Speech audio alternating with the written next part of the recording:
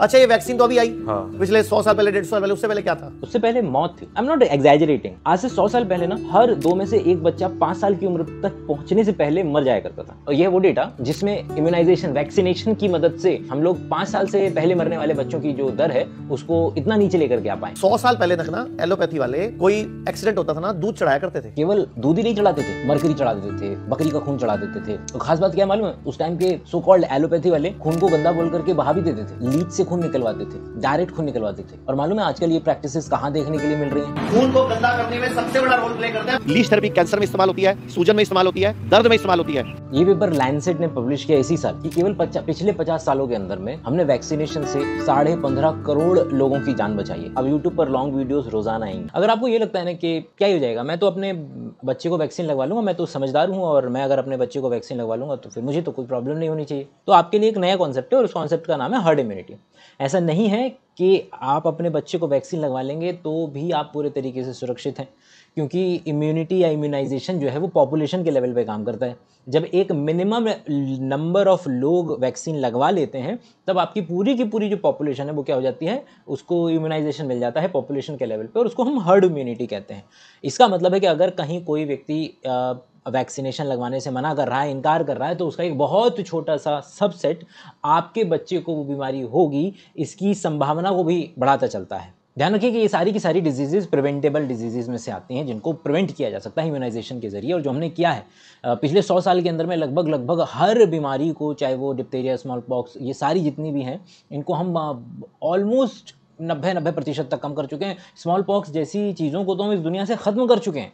याद रखिए कि ये स्मॉल पॉक्स और चिकन पॉक्स कुछ और नहीं है, वही है जिसको हम देसी भाषा में, आसान भाषा में कहते हैं कि माता आ गई है।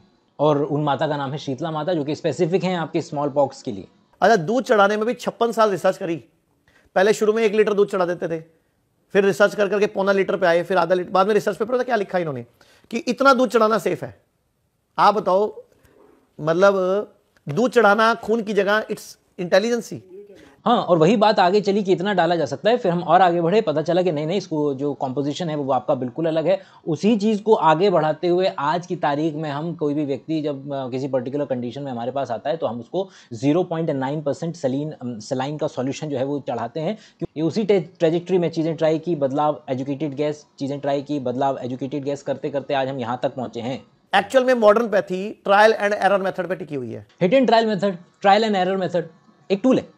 जैसे बहुत सारे टूल आज की तारीख में एग्जिस्ट करते हैं और उसके अंदर में किसी पर्टिकुलर मॉलिक्यूल्स की HPLC, high performance liquid chromatography, शब्दों पे ध्यान ना दें, मतलब कि उसके मॉलिक्यूल्स पे जाकर के उसको स्टडी करना, एजुकेटेड गेस लगाना, ट्रायल एंड एरर, जाहिर सी बात है उसमें से एक टूल है। बहुत सारे टूल्स में से एक छोटा सा हिस्सा इसका भी एग्जिस्ट करता है।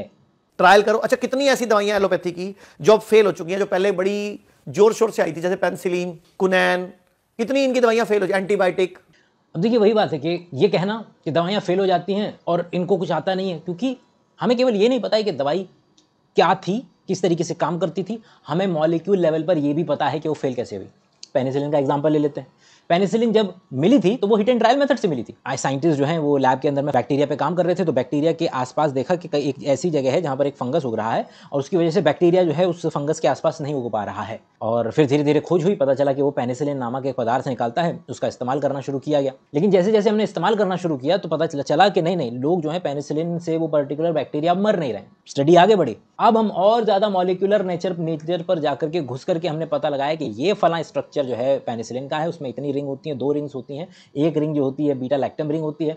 जो आपका बैक्टीरिया है, बैक्टीरिया के पास एक खास तरीके का एंजाइम होता है बीटा लैक्टमेज एंजाइम, जो कि आपके पेनिसिलिन को काटने में सक्षम होती है, जिसकी वजह से अब ये जो पेनिसिलिन है इसकी सेल वॉल पर अटैक नहीं कर सकती है। बातें समझ ना भी आई हो तो बेसिक आइडिया क्या है कि भाई हमको मॉलिक्यूल के लेवल पे पता है कि पेनिसिलिन जब काम करती थी तो क्यों करती थी और नहीं करती है तो क्यों नहीं करती है, और उसी चीज़ को हमने आगे बढ़ाते हुए एंटीबायोटिक के नए नए वर्जन्स लाए। वैंकोमाइसिन, एम्पिसिलिन, स्ट्रेप्टोमाइसिन, ये जितने भी आगे चल करके नए वर्जन्स आए हैं, हमें मालूम है कि ये पर्टिकुलर मॉलिक्यूल उसके राइबोसोम पे अटैक करेगा, ये पर्टिकुलर मॉलिक्यूल उसके सेल वॉल पर इस तरीके तरीके से एक्ट करेगा और चीज़ें एग्जिस्टेंस में आती चली जाती हैं, क्योंकि एक लड़ाई है। हम यहाँ से अगर कोई पर्टिकुलर मॉलिक्यूल फेंक के मारते हैं बैक्टीरिया को, तो वहाँ से वो भी रिटेलिएट करता है, कांस्टेंट लड़ाई है एक दूसरे की। यहाँ से बॉटम लाइन क्या है कि जो भी मॉडर्न मेडिसिन है वो स्पेसिफिक दर स्पेसिफिक होती गई, अपनी गलतियों को एक्सेप्ट करती गई कि हाँ ये गलती थी, उसके अंदर में ये चेंजेस लाने की ज़रूरत है, कि पहले दूध चढ़ाते थे, पता चला नहीं गलत है, फिर धीरे धीरे चेंज हुआ, एजुकेटेड गैस हुए, चीज़ें ट्राई की गई